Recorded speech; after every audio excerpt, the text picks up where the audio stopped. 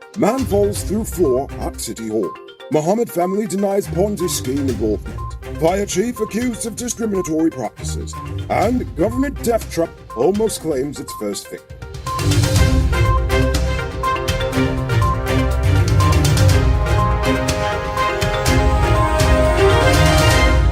I am Noriko Bulford, and welcome to tonight's edition of Uncut News.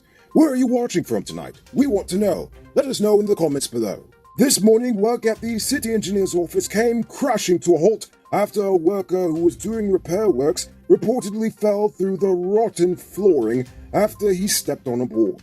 City engineer Colvin Venture said that the worker has been hospitalized and is receiving medical attention. Venture noted that the injuries are not serious. However, sources at the scene say the victim was hospitalized with serious head injuries. But the most concerning thing of all is the fact that the MNCC has yet to even make an official statement on the matter. This morning, Fire Chief Kalmadine Edo was released on $10,000 bail after being accused by firefighter Neville Cumberbatch of allegedly removing his name from the Guyana Fire Service promotion list. He was not required to plead to the charge, which alleged that he utilized his position to unlawfully discriminate against Cumberbatch by removing his name from a list of persons deemed eligible for consideration for promotion by former Fire Chief Marlon Gentle on the 29th of January this year. Cumberbatch claims his name was removed due to disciplinary infractions, while others on the list were guilty of the same and even worse offenses. They will be back in court October 11th, 2021. The owners of Mohammed's Enterprises have refuted a fake article on Facebook claiming that they were involved in scamming Yuri Dominguez's infamous Ponzi scheme. According to the article, Nazar and his son Azruddin are being investigated by the police in relation to the operation. The report accused Mohammed of having laundered all the cash received from the victims of the scheme. Mohammed Enterprise denied involvement, and according to the police, neither men are currently under investigation. This morning, executive member of the PNC, Aubrey Norton, and at least 17 others were arrested and taken to Brickdam headquarters. Norton said he doesn't know why he was arrested. The procession was coming on the St. John Road, and the police came and just arrested him. He also said that he was not given a reason for the arrest, only saying that they had to await the arrival of the commander. By mid-afternoon, he was released without charges. Monday's arrest coincides with a call to shut down Georgetown, Guyana's commercial and administrative capital, to protest vaccination measures and other concerns. Are you one of the chosen few that benefits from duty-free? Good for you! Check out these amazing vehicles that just arrived at Best Buy Auto Sales. This 2016 Toyota Harrier Grand Sport Edition, this 2014 Range Rover Evoque, and this 2016 Lexus RX 200T are all on sale.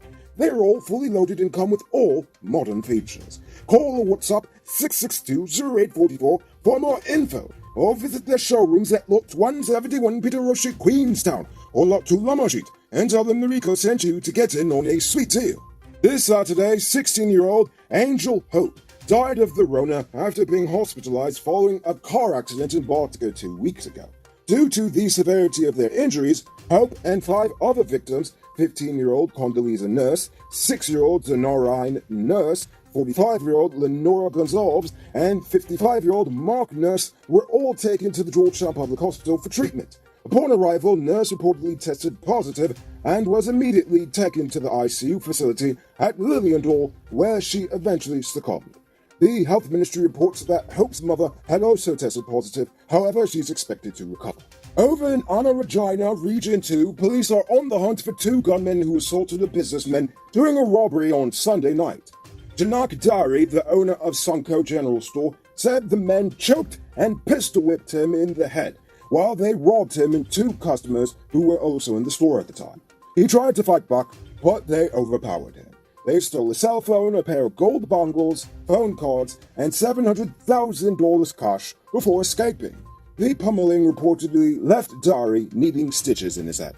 Guyana now has one of the longest runways in the region following the commissioning of the new 11,023-foot runway at Cherryjagan on Sunday. Now the runway can accommodate some of the world's largest commercial jets. But wait, there's more. This runway was outfitted with an instrument landing system, which is expected to reduce flight diversions by 90%. prior to its installation, if it was too foggy, arriving flights would have to be diverted to Trinidad. But this fancy piece of technology now brings our airport into the 20th century. Yes, the 20th, as this technology has existed since 1929. Hey, I'm interrupting this program to let you know that not all truck parts are created equal. Some does work hard without any problems for a long time, while others does make your truck broke down quick and got you running your pockets again. Get genuine high-quality parts from Powered Automotive truck spares and engine parts and extend the life of your repair. They're the authorized dealer in Guyana for Hammer USA products like brake valves, clutch discs, universal bearings, and others. Visit them at 1161 EE Eccles or call them on 697-0171. Powered Automotive, the #1 truck and engine parts store in Guyana. If you didn't know, well, now you know. It's now time for today's Rona Report. Today, the nation recorded 123 new cases. There are now 687 persons dead, 26 in the ICU, 3,011 in home isolation. The total number of confirmed cases around the nation now stands at 28,099. So please, people, wash your hands frequently. Avoid touching your nose and mouth and mask up before you leave the house. When you do leave home, try to avoid enclosed spaces and large crowds, and remember to give 6 feet of space between you and others.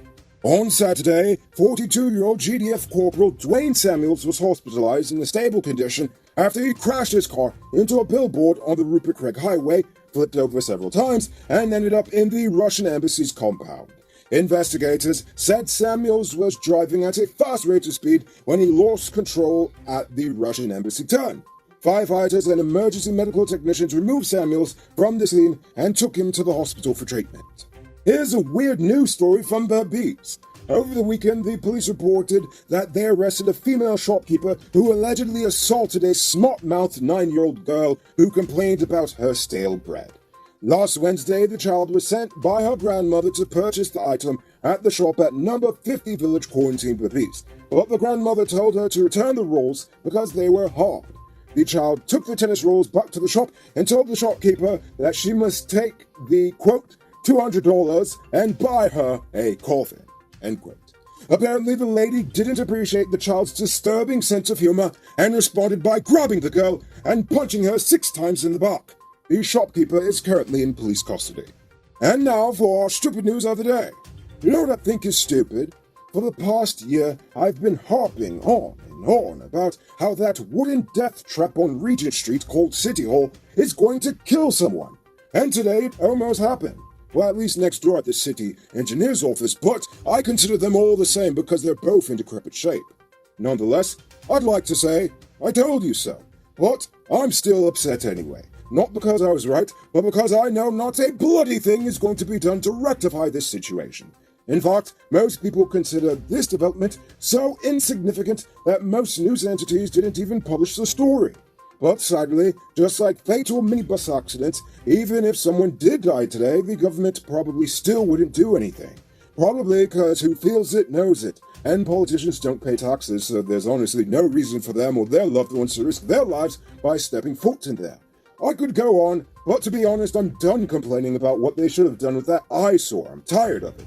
Honestly, let's just hope I'll be wrong this time, and that they will actually find a solution before City Hall does, in fact, claim an innocent life. Because waiting until someone dies before you actually decide to do something about it is pretty stupid. Don't miss the grand 50% off sale and get a free 1-month digital Prime Bundle plan.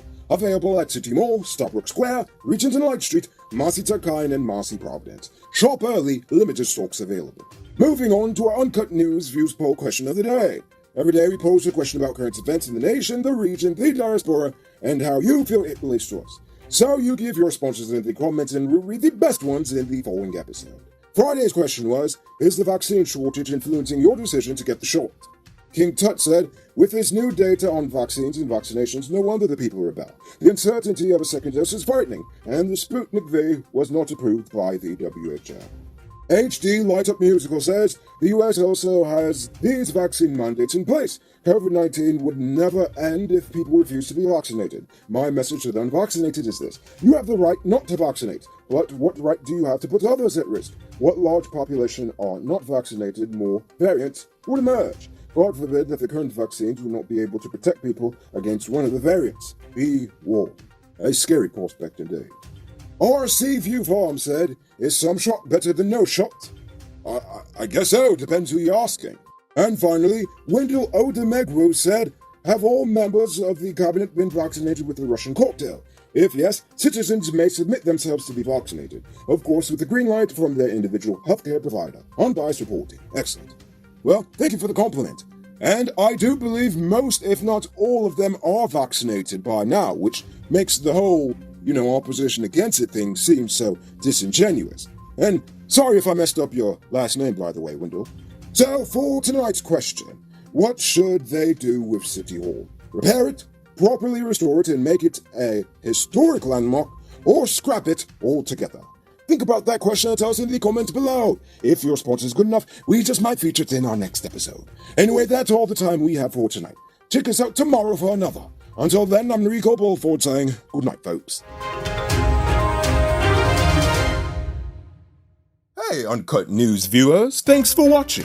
You can subscribe by clicking on this button over here, or click over there for more news. You can also drop a comment to let me know if you've made it to the end of the video. Goodbye for now.